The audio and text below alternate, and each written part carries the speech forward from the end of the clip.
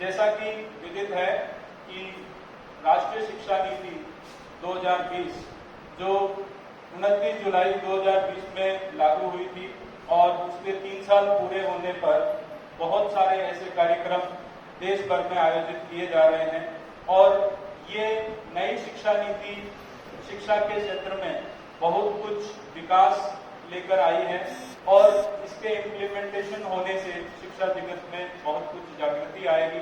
तो 3 साल तक का ये जो कार्यकाल है जिसमें क्या नवाचार हुए, क्या इस शिक्षा नीति में इम्प्लीमेंटेशन हुआ, तो उसके संबंधित ये एक प्रेस रिपोर्ट मैं आपके सामने पढ़ने जा रहा हूं जो इस प्रकार है।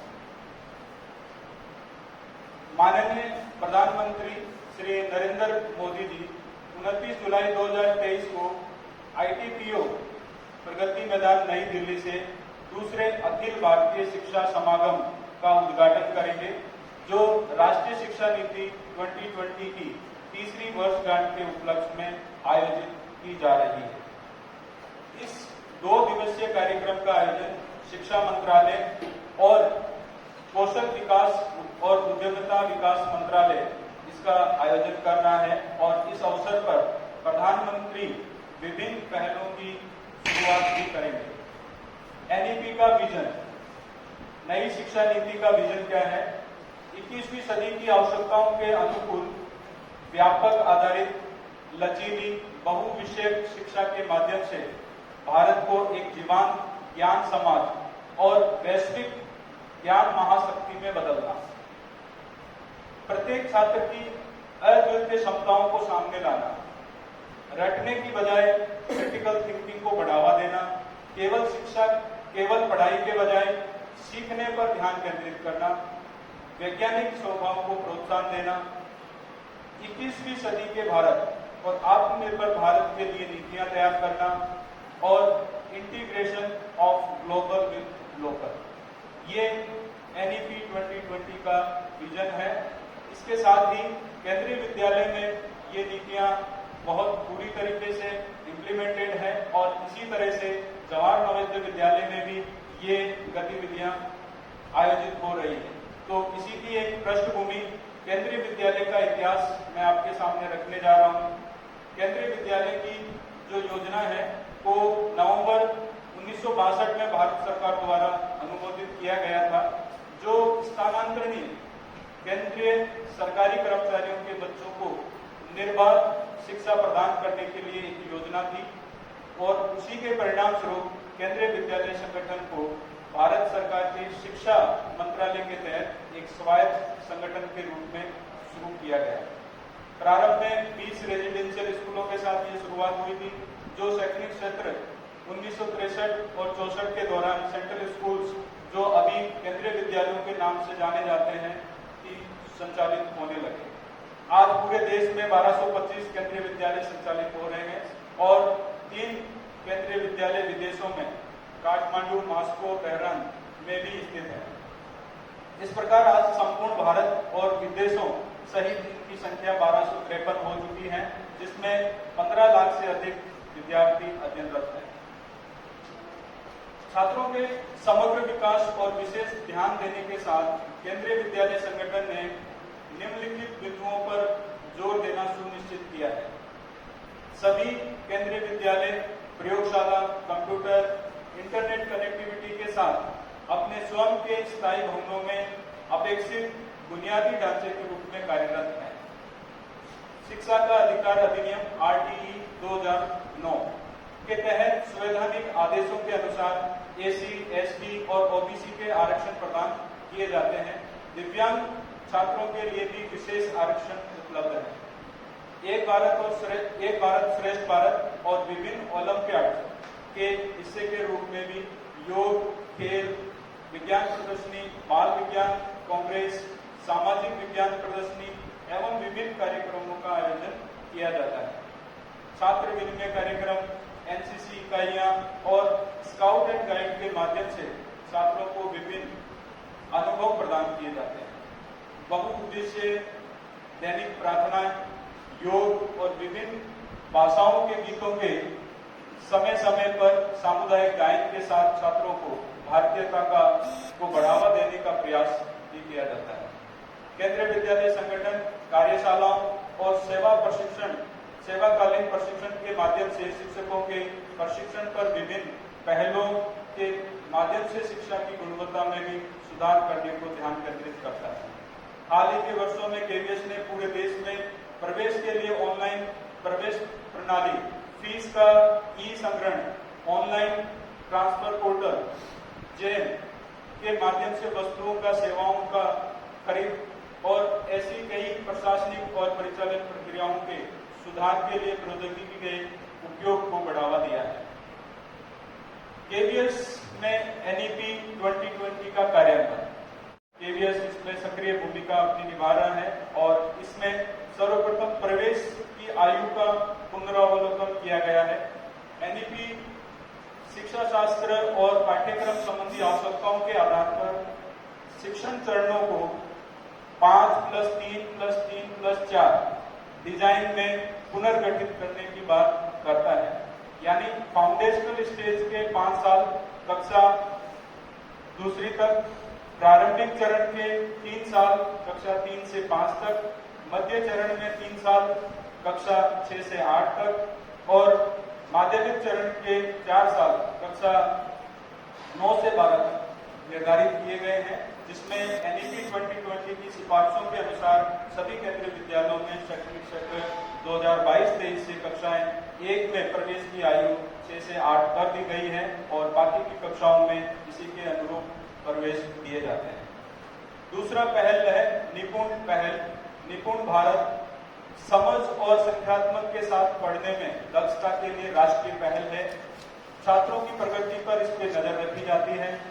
लक्ष्य या सीखने के परिणाम यानी लर्निंग आउटकम्स को निपुण दस्तावेज में कक्षावार सूचित किए गए हैं, जिसमें वहां पर हर क्लास के लिए लर्निंग आउटकम्स वर्णित हैं और सभी विद्यार्थियों द्वारा इन लक्ष्यों को प्राप्ति के लिए FLN की प्राप्ति सुनिश्चित की गई है। इसलिए लक्ष्य प्राप्ति के संदर्भ में कक्षा 1, 2 और 3 के छात्रों की प्रगति को निगरानी हेतु व्यक्तिगत सूचना प्रबंधन प्रणाली PIMS से जुड़े एक वेब एप्लीकेशन के माध्यम से रिपोर्ट तैयार किए जाते हैं। FLN 2021-22 में कक्षा 1 के छात्रों के लिए शुरू किया गया था। शैक्षणिक सत्र 22-23 में ये सुविधाएं कक्षा 2 के लिए बढ़ाई गई, जो वर्तमान में कक्षा 3 के छात्र भी शामिल किए गए हैं। सत्र 2021-22 में सभी केंद्रीय विद्यालयों में 1.2 लाख से भी अधिक छात्रों के आंकड़े एकत्रित किए गए और 2022-23 में कक्षा 1 और 2 के छात्रों को शामिल करना जारी रखा गया। प्रत्येक लक्ष्य हिंदी और अंग्रेजी दोनों भाषाओं के साथ साथ संख्यात्मकता के लिए छात्रों की उपलब्धियों के स्तर को निर्धारित करने के लिए एक रूब्रिक सिस्टम विकसित किया गया है और संबंधित शिक्षकों द्वारा बच्चों के कई अवलोकनों के माध्यम से प्रवेश, मध्य और विकास यानी एंट्री, मिडल और एग्जिट चरणों में छात्रों का मूल्यांकन किया जाता है। सत्र 2022-23 23-24 के दौरान कक्षा 3 के छात्रों के लिए इसे जारी करने के लिए हाल ही में चयनित प्राथमिक शिक्षक और मुख्य अध्यापकों को प्रशिक्षण दिया गया है। बाल वाटिका का परिचय, जैसा कि एनईपी 2020 में बताया गया है कि सत्र 22-23 में पायलट प्रोजेक्ट के आधार पर स्थायी भवनों वाले केंद्रीय विद्यालय जो 49 हैं में 3+, 4+ और 5+ आयु वर्ग के 3 बाल वाटिका कक्षाओं का एक खंड खोला गया है और बाल वाटिका की तीनों कक्षाओं में 5,477 बच्चों को प्रवेश दिया गया है। 50वें केवी को सत्र 22-23 में 23-24 में इस सूची में जोड़ा गया है, यानी 50 केंद्रीय विद्यालय ऐसे हैं जिसमें तीनों खंड अभी कार्यरत हैं। इस उद्देश्य के लिए एनसीईआरटी कार्यक्रम और संसाधनों को अपनाया जा रहा है। वर्ष 2023-24 में 450 केंद्रीय विद्यालयों में बाल वाटिका 3 कक्षा का एक वर्ग शुरू किया गया है और इसमें हमारा केंद्रीय विद्यालय बुढ़ाई जींद भी शामिल है, जिसमें वर्तमान में 2023-24 के दौरान बाल वाटिका कक्षा 3 में प्रवेश के लिए हम प्रवेश दे रहे हैं और टोटल जो केंद्रीय विद्यालयों की संख्या 500 तक पहुंच चुकी है। विद्या प्रवेश ये भी एनईपी की एक पहल है। एनसीईआरटी ने कक्षा 1 के लिए 3 महीनों का खेल आधारित यानी स्कूल तैयारी मॉडल जो है विकसित किया है, स्कूल रेडीनेस प्रोग्राम जिसको हम बोलते हैं, जिसे विद्या प्रवेश का नाम दिया गया है। ये मॉड्यूल अनिवार्य रूप से कक्षा 1 में प्रवेश करने वाले बच्चों के लिए लगभग 12 सप्ताह का विकासात्मक शिक्षण कार्यक्रम है, ताकि बच्चों की पूर्व साक्षरता, पूर्व संख्यात्मकता और सामाजिक कौशल को बढ़ावा दिया जा सके। इसे शैक्षणिक वर्ष 2021-22 से देश भर के सभी केंद्रीय विद्यालयों में लागू कर दिया गया है। 20 अक्टूबर 2022 को लॉन्च किया गया फाउंडेशनल स्टेज एनसीएफ का फाउंडेशनल स्टेज 20 अक्टूबर 2022 को लॉन्च किया गया और इसके लिए राष्ट्रीय पाठ्यक्रम ढांचा भारत में 3 से 8 आयु वर्ग के बच्चों के लिए पहला एकीकृत पाठ्यक्रम ढांचा तैयार किया गया है। ये 5+3+3+4 पाठ्यक्रम और शैक्षणिक संरचना का प्रत्यक्ष परिणाम है, जिसमें एनईपी 2020 स्कूली शिक्षा के लिए आया है और इसके बाद एनसीएफ एफएस पर आधारित जादुई पिटारा अर्थात लर्निंग टीचिंग मटेरियल 20 फरवरी 2023 को लॉन्च किया गया था। ये कार्यक्रम 3 से 8 के बच्चों के लिए खेल आधारित शिक्षण सामग्री है, जो एवीएस एनसीईआरटी द्वारा तैयार किया गया एनसीएफ पर आधारित शिक्षा शास्त्र का पालन कर रहा है। कौशल विषय स्किल डेवलपमेंट सब्जेक्ट व्यावसायिक शिक्षा के कार्यान्वयन को सुनिश्चित करने और बच्चों की स्कूल अवधि के दौरान कौशल विकसित करने के लिए कक्षा 8वीं से सभी केंद्रीय विद्यालयों में कृत्रिम बुद्धिमत्ता आर्टिफिशियल इंटेलिजेंस यानी एआई को एक व्यावसायिक विषय के रूप में अपनाया गया है। साथ ही अन्य पूर्व व्यावसायिक कौशल विषयों के रूप में बढ़ाईगिरी, इलेक्ट्रीशियन, मिट्टी के बर्तन और आदि जैसे पूर्व व्यावसायिक कौशलों को 2022-23 में 6ठी से लेकर 8वीं कक्षाओं के लिए मनोरंजक कार्यक्रम के रूप में शामिल किया गया है। योजना 3.0 के तहत शिक्षा मंत्रालय के कौशल विकास और उद्यमिता मंत्रालय के तहत पायलट प्रोजेक्ट के हिस्से के रूप में देश भर में 228 केंद्रीय विद्यालयों में स्कूल से बाहर या स्कूल शिक्षा से वंचित युवकों को स्कूल समय के बाद कौशल प्रदान करने के लिए कौशल केंद्र शुरू किए गए हैं। इसके तहत केंद्रीय विद्यालय बुढ़ाइन जींद में डाटा एंट्री ऑपरेटर कार्यक्रम में 32 युवकों के सफलतापूर्वक प्रशिक्षण किया गया है और इसके साथ ही प्रधानमंत्री कौशल विकास योजना 4.0 के तहत विद्यालय में योगा वेलनेस ट्रेनर कार्यक्रम अगस्त महीने के प्रथम सप्ताह में प्रारंभ किया जा रहा है। हितधारकों के रूप में माता पिता पेरेंट्स एज स्टेक होल्डर्स केंद्रीय विद्यालय संगठन बच्चों के विकास में एक महत्वपूर्ण घटक के रूप में माता पिताओं की भूमिका को महत्व देता है। सभी केंद्रीय विद्यालयों में अभिभावक शिक्षक संघ बनाए जाते हैं। छात्रों के समग्र विकास और विद्यालय के समग्र विकास से संबंधित विभिन्न मामलों पर चर्चा करने के लिए हर महीने बैठक आयोजित की जाती है। शिक्षकों के लिए प्रशिक्षण बदलाव, शिक्षकों के लिए शैक्षणिक बदलाव और प्रशिक्षण। एनईपी 2020 के अनुसार शैक्षणिक बदलाव शिक्षा प्रदान करने और संपर्क करने के तरीके में एक महत्वपूर्ण बदलाव को संदर्भित करता है। एनईपी 2020 वैचारिक समझ, बहुविषयक दृष्टिकोण, प्रौद्योगिकी एकीकरण और शिक्षक प्रशिक्षण पर जोर देने के साथ अधिक बाल केंद्रित है। केंद्रीय विद्यालय संगठन ने अपने शिक्षकों को एक नए पाठ्यक्रम को प्रभावी ढंग से लागू करने के लिए आवश्यक ज्ञान और कौशल हेतु विभिन्न प्रशिक्षण कार्यक्रम आयोजित कर रहा है। शिक्षकों को अल्पकालिक कार्यशालाओं और सेवाकालीन प्रशिक्षण के अलावा भी निष्ठा 1, 2 और 3 जिसमें स्कूल प्रमुखों और शिक्षकों की समग्र उन्नति के लिए राष्ट्रीय पहल कार्यक्रम के माध्यम से भी प्रशिक्षित किया गया है।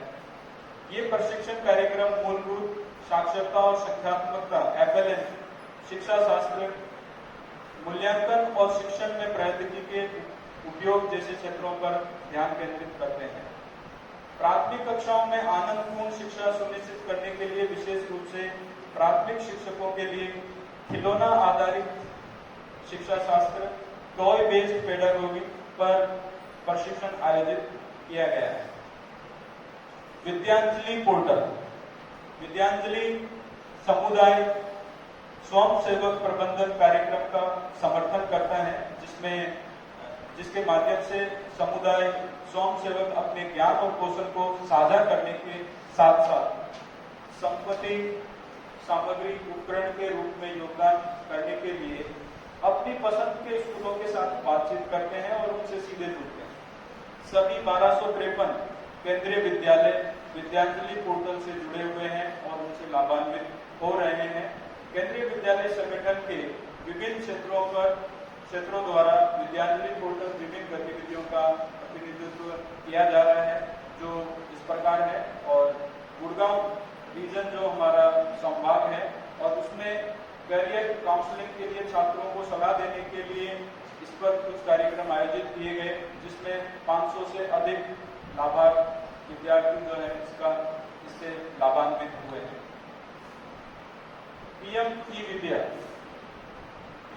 ई विद्या नामक एक व्यापक पहल शिक्षा तक सुसंगत मल्टीमोड पहुंच को सक्षम करने के लिए डिजिटल, ऑनलाइन, ऑन एयर शिक्षा को एकीकृत करती है और इसमें शामिल है शिक्षा के लिए one nation one digital platform के रूप में Diksha, digital infrastructure for the knowledge sharing, जो 3.17 लाख से भी अधिक ई कंटेंट, 36 भाषाएं, 29 भाषाएं तो भारतीय भाषाएं हैं और 7 विदेशी भाषाएं हैं, में 6,600 सक्रिय पाठ्य पुस्तकों का भंडार है, जिसमें 2.2+ करोड़ के औसत दैनिक पेज दर्ज होते हैं।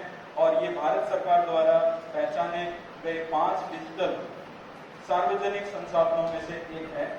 भारत में एक कक्षा और एक टीवी चैनल पहल के तहत 12 स्वयं प्रभा टीवी चैनल 7,000 से अधिक कार्यक्रमों के साथ रेडियो, सामुदायिक रेडियो प्रसारण, मोबाइल पॉडकास्ट के साथ 4,000 से अधिक पाठ्यक्रम आधारित रेडियो कार्यक्रम प्रसारित किए जा रहे हैं, जिसमें बच्चों के लिए 4,200 से अधिक भारतीय सांकेतिक भाषा ISL आधारित सामग्री, टॉकिंग बुक्स और 3,860 से अधिक ऑडियो बुक्स विकसित की गई है। सभी 10,000 ISL शब्दकोशों को डिजिटल दीक्षा पोर्टल पर अपलोड किया गया है। इसके अतिरिक्त एक DTH चैनल विशेष रूप से सांकेतिक भाषा में दिव्यांग छात्रों के लिए सुनने हेतु संचालित किया जा रहा है। विषय विद्या और दीक्षा पोर्टल में केंद्रीय विद्यालयों के शिक्षकों का योगदान बेहद महत्वपूर्ण रहा है, जो प्रतिदिन नए नए विषयों और विचारों को लगातार जोड़ने का कार्य कर रहे हैं। छात्रों को बेहतर शिक्षण वातावरण, केंद्रीय विद्यालय संगठन अपने छात्रों के लिए अनुकूल शिक्षण माहौल बनाने के लिए बुनियादी ढांचे के विकास पर विशेष ध्यान दे रहा है। इसमें नई कक्षाओं, प्रयोगशालाओं और पुस्तकालयों के निर्माण के साथ साथ ई-पुस्तकें और ऑनलाइन शिक्षण प्लेटफॉर्म जैसे डिजिटल संसाधनों का प्रावधान शामिल है। इनमें से कुछ इस प्रकार है। पहला, केंद्रीय विद्यालय संगठन ने देश भर के विभिन्न केंद्रीय विद्यालयों में डेस्कटॉप, लैपटॉप, टैबलेट के साथ 12,347 स्मार्ट क्लासरूम स्थापित किए हैं। सभी केंद्रीय विद्यालयों में इंटरनेट कनेक्टिविटी और वाईफाई नेटवर्क उपलब्ध कराया गया है। 238 केंद्रीय विद्यालयों में 2,310 ई लर्निंग संसाधन उपलब्ध कराए गए हैं, जिसमें प्लेटफॉर्म और मल्टीमीडिया प्रोजेक्टर भी शामिल हैं। तीसरा, केंद्रीय विद्यालय संगठन ने भारत सरकार के अटल इनोवेशन मिशन AIM के तहत 340 अटल थिंकिंग लैब ATL की स्थापना की है। PM श्री विद्यालय योजना 5 सितंबर 2022 को शिक्षक दिवस के अवसर पर माननीय प्रधानमंत्री श्री नरेंद्र मोदी जी द्वारा देश भर में 14,500 विद्यालयों को इस योजना से जोड़कर लाभान्वित किया, जिसमें केंद्रीय विद्यालय बुढ़ाइन का नाम भी इस वर्ष जोड़ा गया है, जिसमें विद्यालय का चहुमुखी विकास संभव हो सकेगा।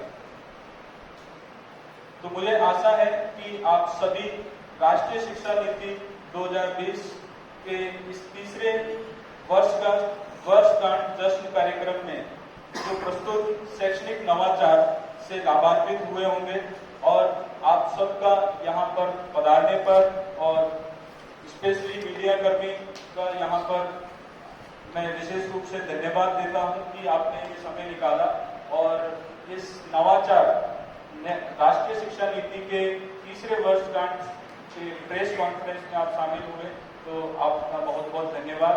और मैं साथ में श्री धनीराम जी और श्री बाबा बद्रवाला जी का भी बहुत बहुत धन्यवाद ज्ञापित करता हूँ कि आपने यहाँ पर समय दिया और इस कार्यक्रम को